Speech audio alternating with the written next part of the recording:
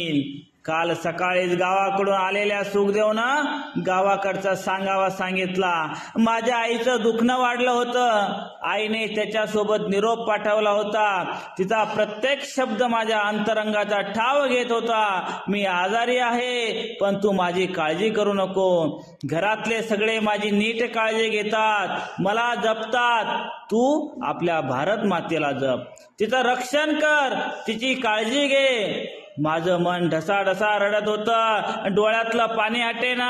जीव घाबरा घुबरा होऊ लागला. मन सैरवैर झालं. तसा मी उठलो, थेट मेजर साहेबांच्या पुढ्यात जाऊन उभा राहिलो. माझी अवस्था पाहून त्यांचंही मन हेलावलं. त्यांनी माझी रजा तात्काळ मंजूर केली. कसा बसा सामानाचा पसारा आवरून गावाच्या वाटेला लागलो. 8-10 दिवसांचा प्रवास. वेळ सरता सरत नव्हता, रस्ता कटता कटत नव्हता. कधी एकदाचा आईला पाहिन असं झालं होतं. आईचे ते खडबडीत हात आपल्या गालावरून फिरावेत. आलं माझं लेकरू असं म्हणत आईनं कुशीत घ्यावं आणि मी आसुसलेल्या मनाने तिच्याकडून लाड करून घ्यावेत असं विचारांचं काहूर डोक्यात माजलं होतं. गावाच्या वेशीवर आलो तसं जो तो हातातलं काम सोडून कावरा वावरा होऊन माझ्याकडे पाहू लागला.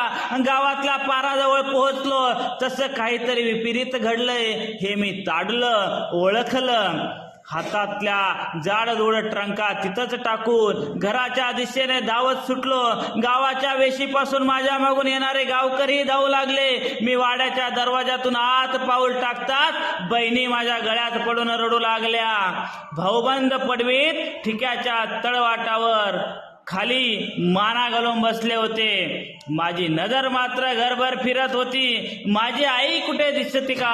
माझी आई कुठून येते का? माझं लेकरू आलं या तिच्या आवाजातल्या शब्दांचा कानासा मी घेत होतो. तिच्या त्या थरथरत्या स्पर्शाला माझं मन आतुरलं होतं. पण यापुढं माझी आई मला कधी दिसणार नव्हती. मी तिला भेटायला आलो होतो, पण थोडा उशीर झाला.